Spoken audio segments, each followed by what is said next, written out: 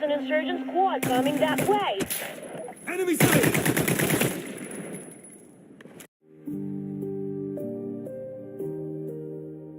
The man known to history as Karl Dornitz was born on the 16th of September 1891 in Grünau, which was a town near Berlin at the time, but which is now a suburb of the German capital. Karl's father was Emil Dornitz, an engineer, a profession which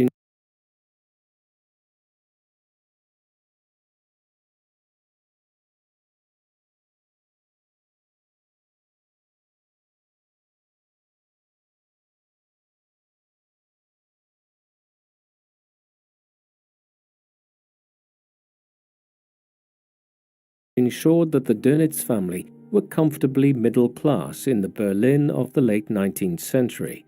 His mother was Anna Dornitz, née Bayer, who also had a second older son with Emil. Karl Dornitz's early life and childhood were markedly uneventful. He was born into a middle-class family, and he enjoyed the fruits of this circumstance at a time when Europe was swimming in new money created by the Industrial Revolution and the first age of globalization. He attended elementary and secondary school in Berlin, and thereafter enlisted in the German Navy in 1910 when he was just 18 years of age. It was a significant time to be joining Germany's naval forces. Typically, Germany had been a major land power, whose armies had been the most well-respected in Europe since the 18th century. But in the 1890s and 1900s, Germany had set out on a course to challenge Britain as the preeminent power in Europe. This required a navy, and so the 1900s had witnessed a growing arms race between Britain and Germany, as both sought to build large numbers of major new battleships such as the Dreadnought class. As a result, when Dornitz joined the Navy in 1910, there was no shortage of opportunities to rise fast within the ranks for anyone with the ambition and skill to do so. And that is exactly what Dornitz did. After completing his initial training, he was quickly commissioned as a sub-lieutenant, the first of many ranks he would obtain all the way to the top of Germany's naval forces over the next 3 decades. Further opportunities for promotion came faster than he could have expected. Less than a year after he completed his naval training and was commissioned as a sub-lieutenant, war broke out across Europe. The tensions which had been brewing between Britain and Germany were just one cause of this. Others included imperial rivalry between the great European powers in Africa and Asia, as well as regional disputes in different parts of Europe, notably the Balkans, where the Empire of Austria-Hungary and the Russian Empire were vying to replace the Ottoman Empire as the dominant power. A regional crisis here in June and July 1914 was the spark which eventually triggered the war. By early August, an alliance known as the Entente, and comprising Britain, France, and Russia, was at war with Germany, Austria-Hungary, and the Ottomans. Eventually, it would involve other global powers such as Japan and the United States, making this the first truly global world war. When the conflict erupted, Dornitz was quickly sent to serve on the SMS Breslau, a light cruiser deployed to the Mediterranean Sea. Here he was involved in efforts to prevent British naval forces breaking through the Bosphorus and besieging Istanbul from the sea, an ambition which was largely thwarted when Britain engaged in the disastrous Gallipoli campaign of 1915. In the spring of 1916, Dornitz requested a transfer to the newly established submarine school within the German Navy, which was located at Flensburg-Meerwijk in northwestern Germany near the Danish border. Ironically, it was here, almost 30 years later, that he would briefly lead Germany as its chancellor from. In 1916, he quickly completed a year of submarine training at a time when the naval campaign in the North Atlantic was becoming ever more intense, as Germany sought to damage the merchant navy which kept Britain supplied from abroad, and to disrupt arrivals of troops from the wider British Commonwealth to Britain and France. It was also while he was training at the submarine school in Flensburg that Dornitz began courting Ingeborg Weber, the daughter of Erich Weber, a senior German naval commander who had been given a major role in the German naval mission to the Ottoman Empire. By 1915, Erich was appointed as a general major, and so Weber's aid helped Dornitz to rise more quickly within the German Navy. Dornitz and Ingeborg married in May 1916. The first child, a girl named Ursula, was born in 1917. The new submarine school which Dornitz entered during the war was a novel development. The first primitive submarines had been developed hundreds of years before, with various models and theoretical drawings appearing in several countries across Europe in the 16th century. Others, which relied on human power to move them, were subsequently developed. But it was not until 1878 when the Irish inventor John Philip Holland demonstrated the Holland I prototype that a submersible ship powered by a combustion engine was first demonstrated. By the end of the 1890s, many countries including the United States, Britain and France were working on producing submarines for use in their military navies, and by the time that the Russo-Japanese War broke out in 1904, it was possible for several major powers to deploy submarines as part of their naval campaigns. Yet these remained limited in their scale, with the ships often being unable to submerge themselves to a considerable depth, traveling at very low speeds and having to spend most of their time above the surface of the water. For instance, the U-19 class of German submarines, which were first commissioned in 1910, were only able to travel at an average rate of 20 kilometers per hour and at an average depth of 50 meters when submerged. Moreover, these ships were small, with a crew of just over 30 men and a limited number of torpedo tubes, which ensured that their crews had to return regularly to port to rearm. Given their limited utility, the major powers only had a limited number of submarines when the First World War broke out in the summer of 1914. However, this situation quickly changed as the science of submarine warfare, as with aviation warfare, evolved rapidly during the war. Dornitz would be central to the submarine revolution in the German Navy. After finishing at the submarine school, Dornitz was appointed as the watch officer on U-39 in 1917. His role here was to oversee the ship's navigation in order to detect enemy shipping, whether of the merchant navy or one of the Entente's warships. This was extremely important as submarines generally traveled on the surface of the oceans and seas until the middle of the 20th century and had to dive quickly if they encountered enemy shipping to avoid detection. His role was successful. U-39 was the second most significant submarine dispatched by the Germans during the war, sinking dozens of ships alone in 1917.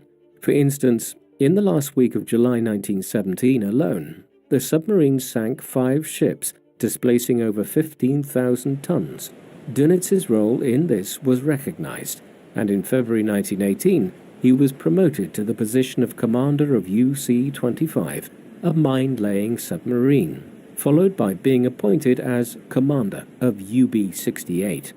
He was ordered to the Mediterranean, where the Germans were aiming to aid their allies of Austria-Hungary and the Ottoman Empire against attacks by the British Royal Navy and the Italian Royal Fleet. This command was substantially successful, with 9 British, Italian, and French ships sunk between April and October of 1918. But on the 4th of October, Dornitz's submarine ran into technical difficulties, and he was forced to scuttle the ship in the waters between Sicily and Libya. 1 man was killed, while Dornitz and his 30-plus crew were captured by the British. They were sent to Britain, where they were detained at Redmire's camp near Sheffield as prisoners of war. Dornitz and his crew members would not have long to wait to obtain their freedom. Even by the time they were captured by the British in early October 1918, the wider war was coming to an end. The entry of the United States into the conflict on the side of Britain and France in 1917 brought unparalleled resources into play for the Entente powers on the Western Front. Meanwhile, Germany and the Austria-Hungarian Empire began to crumble internally as war-ravaged economies led to deprivation and then internal revolt against their rulers. In the 6 weeks after Dornitz was captured by the British, each of the Central Powers surrendered to the Entente. However, the cessation of hostilities did not lead to the immediate release of prisoners of war such as Dornitz. While an armistice was agreed between the Entente Powers and Germany on the 11th of November 1918, months of peace negotiations followed before terms were concluded. The Treaty of Versailles, a wholly punitive set of impositions being placed on Germany, which would, in time, contribute to a new conflict across Europe. Thus, it was well into 1919 before Dornitz was released, and it was early in 1920 before he made his way back to Germany. When he returned to his homeland, Dornitz faced an uncertain future. One of the major stipulations of the Treaty of Versailles was that Germany had to massively reduce the size of its armed forces. No more than 100,000 men were to be allowed in the military, while the country was also forced to scrap its air force entirely. The situation with the navy was not as absolute, but the Reichsmarine was still limited to a small number of surface ships, while submarines were completely prohibited. As such, it was not clear initially if Dornitz would be decommissioned and have to find some alternative form of employment under the new Weimar Republic which ruled the country. Yet his abilities as a naval commander ensured that he was one of the lucky few who kept his position. Moreover, he continued to earn promotion during these years, being appointed as a lieutenant in 1921 and as lieutenant commander in 1928. His field of specialization was also recognized, and by the time he was made a full commander in the early 1930s, he was understood to be one of the leading torpedo boat specialists anywhere in Europe, despite the prohibition on Germany possessing a submarine fleet. He and Ingeborg continued to raise their young family as well, with 2 further children, Klaus and Peter, joining their older sister Ursula in the early 1920s. While Dornitz was rising through the admittedly limited ranks of the German Navy during the period of the Weimar Republic in the 1920s, the country's politics were fluctuating. The end of the First World War had brought years of chaos to many parts of Europe as the old orders which had ruled the continent for centuries collapsed. More people died between 1918 and 1923 across the continent than lost their lives during the war. Germany was hard hit, and the late 1910s and early 1920s saw extreme right-wing nationalist groups vying with left-wing socialists to seize power in cities like Berlin and Munich. Paramilitary outfits proliferated in tandem across the country. Eventually, things did calm down, and between 1923 and 1929, the country actually entered a period of remarkable economic growth and a cultural flourishing. But with the Wall Street crash in the autumn of 1929 and the onset of the Great Depression which followed for years thereafter, the country plummeted into economic, political and social crisis. As a consequence, the old political extremism of the post-war years re-emerged, and groups like the Communists and Nazis began to gain an unprecedented number of votes in national and local elections. Eventually, in January 1933, the leader of the Nazis, Adolf Hitler, was able to exploit the political chaos sufficiently to have himself made Chancellor of Germany. Within weeks, the Weimar Republic was snuffed out, as the Nazis turned Germany into a one-party dictatorship. Any passing examination of Nazi ideology, as exemplified in the writings of Hitler or other senior ministers like the propaganda minister Joseph Goebbels, should have made it clear that they always intended for there to be a new pan-European war, one in which Germany would exact revenge on its neighbors and transform Europe into a German empire, the Third Reich. To that end, Hitler and his associates began systematically dismantling the Treaty of Versailles in the mid-1930s. One of the most significant aspects of this was rearming the country. In early 1935, the Nazis effectively declared to Europe that they viewed the terms of the German demilitarization to be null and void. Hundreds of thousands of new troops were to be recruited into the army, A new air force was to be created, and the Weimar Reichsmarine was to be transformed into a new Kriegsmarine, one which would quickly eclipse its Weimar forerunner. To this end, the Nazis began the construction of dozens of new ships from 1935 onwards, while the Anglo-German naval agreement signed between the governments in London and Berlin that summer allowed for Germany to begin building a small submarine fleet. Dornitz's expertise in this area was immediately recognized, and he was appointed in command of the new U-boat flotilla. Just a few weeks later, he was appointed as a naval captain, one of the senior ranks within the new Kriegsmarine. Dornitz's rising position within the German Navy brought him into direct conflict with his immediate superior, Admiral Erich Raeder, the commander-in-chief of the German Navy since 1928. Despite being a commander inherited from the Weimar era, Raeder found favor with Hitler and was retained in his position. But he did not have total control over naval policy. Raeder generally believed that the Kriegsmarine should be developed in such a way as to expand the surface fleet to the maximum extent possible. This would have meant that resources would be pumped into building more battleships, frigates, and other warships. He did so in the stark realization that the German Navy was massively under-resourced by comparison with the British Royal Navy. This view brought Raeder into direct conflict with Dornitz. Dornitz's view was that the Kriegsmarine could never hope in the short to medium term to catch up with the Royal Navy in terms of the strength of its surface fleet.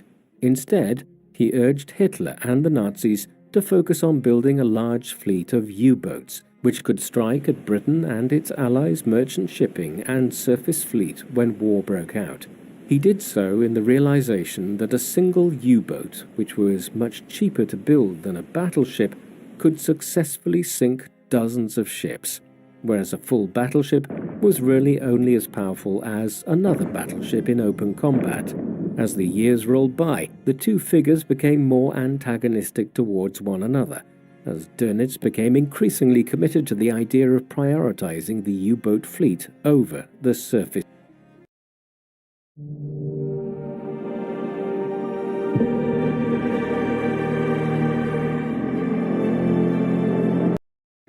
That Dornitz was able to rise to such a significant position within the new Kriegsmarine and to challenge Raeder's supremacy within it was doubtlessly owing to Dornitz's own ideological views. Although he did not officially join the Nazi Party until 1944, Dornitz's own political outlook was clearly aligned with those of Hitler and the other senior Nazis. Much of this focused on his anti-Semitism, a central pillar of Nazi ideology. For instance, in the 10 years between the creation of the Kriegsmarine and the end of the Second World War, Dornitz is on record as having articulated views of a Jewish plot to destroy Germany and Nazism on many occasions. Much of this was perhaps owing to his fervent belief in Hitler as the leader who would save Germany and restore it to a position of preeminence within Europe. He was not alone in this, and though it may strike us as strange today, there was no shortage of individuals both in the political sphere and within the German armed forces who became fervent followers of Hitler in an almost cult-like manner. While Dornitz's rivalry with Raeder was brewing through the 1930s, the Nazis were preparing for war. With remilitarization sufficiently advanced by early 1938, Germany's foreign policy became extremely aggressive. Austria was annexed in March of that year by placing diplomatic pressure on the government in Vienna to accomplish the Anschluss and create a Greater Germany. The following September, Britain and France allowed the Nazis to annex the Sudetenland in western Czechoslovakia, in return for a promise that Berlin would not make any further territorial demands on its neighbors. This promise was broken within half a year, as German tanks and infantry streamed into Czechoslovakia and occupied the rest of the country almost overnight. In response, the governments in London and Paris declared that any further act of aggression would result in war between Germany, Britain, and France. And so it was. When Germany invaded Poland on the 1st of September 1939, The two Allied nations of Western Europe declared war 2 days later. The Second World War had commenced. Within weeks of the beginning of the conflict, as German tanks were rolling into Warsaw and Krakow in Poland, Dornitz was promoted to the rank of Rear Admiral and Commander of the submarines. He was given a major amount of operational freedom in this role, effectively operating his own submarine fiefdom without interference from Raeder, who continued as the overall head of the Kriegsmarine. Dornitz began to gain the upper hand on Raeder quickly, in part because the Z-Plan, an operational plan which had been devised in January 1939 to build scores of battleships and other surface boats, was way behind schedule when the war commenced, and in part because Dornitz was able to prove the effectiveness of submarine warfare in the first months of the war. By the end of 1939, his U-boats had sank 221 British, French, and Allied boats, all for the loss of just 9 U-boats. This made clear to Hitler and anyone else observing naval affairs that Dornitz's submarine divisions offered a far higher return for the investment which was needed to build and man them than would traditional battleships and a surface fleet. These early engagements also attested to Dornitz's lack of compunctions when sinking civilian ships. The first ship, sunk by his U-boats on the 3rd of September 1939, was the SS Athenia, a civilian liner which sank with the loss of 117 crew and passengers after being torpedoed by U-30 to the northwest of Ireland in the North Atlantic. Dornitz's submarines would continue to attack civilian and merchant shipping throughout the war in actions which can be interpreted as war crimes. Dornitz was central to one of the first notable naval engagements of the Second World War. It was realized by both the Germans and the British that the waters along Norway's massive coastline westwards to Britain and Iceland would be critical in controlling the shipping routes into northern Europe during the conflict.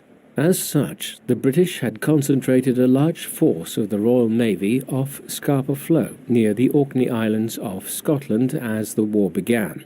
In response, Dornitz drew up a plan to be known as Special Operation P, through which German submarines would be used to attack the Royal Navy at Scapa Flow and give Germany greater control of the North Atlantic shipping routes in the early stages of the war. The plan only resulted in a minor victory when the German U-boat U-47 sank the British Revenge-class battleship, the Royal Oak, off Scapa Flow on the 14th of October 1939. Yet, while the strategic significance of Special Operation P was minor, the sinking of the Royal Oak was widely advertised and used for propaganda purposes by the Nazi regime in Germany in the early stages of the war.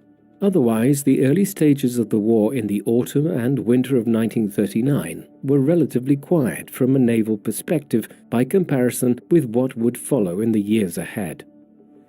1940 was a very significant year in the war from the perspective of the German Navy and the commanders of it, such as Dornitz. When the war first broke out, the Kriegsmarine, and with it the U-boat commands, were restricted to a small number of ports in a geographically restricted body of water along the northern coast of Germany. This included Hamburg, the main entrepot for German shipping and naval routeways into the North Sea, and further to the east, a number of significant ports in the Baltic Sea, such as the port of Kiel.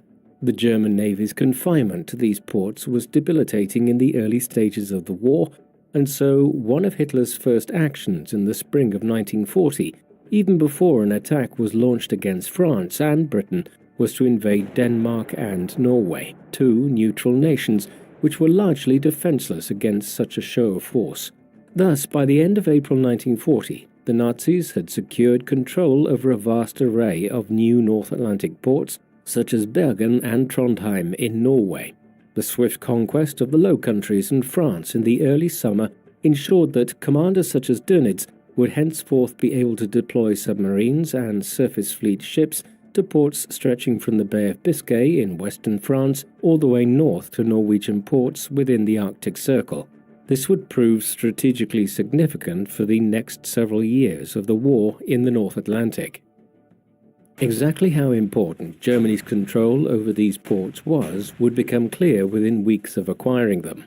With France defeated, the primary German target was now to quickly defeat Britain, leaving the Soviet Union in the east as the Nazis' only major military threat in Europe. As such, in the autumn of 1940, a concerted campaign was undertaken to bring Britain to its knees by bombing major cities such as London and strangling the island nation's supply chains by attacking not just the British Royal Navy, but also its merchant fleet. Dornitz's U-boats would prove central to what became known as the Battle of Britain. Over the next several years, the British and German navies would carry out an enormous naval campaign in a vast array of water stretching from Norway westwards to the waters of Newfoundland in eastern Canada, and south to the Azores and the coast of North Africa.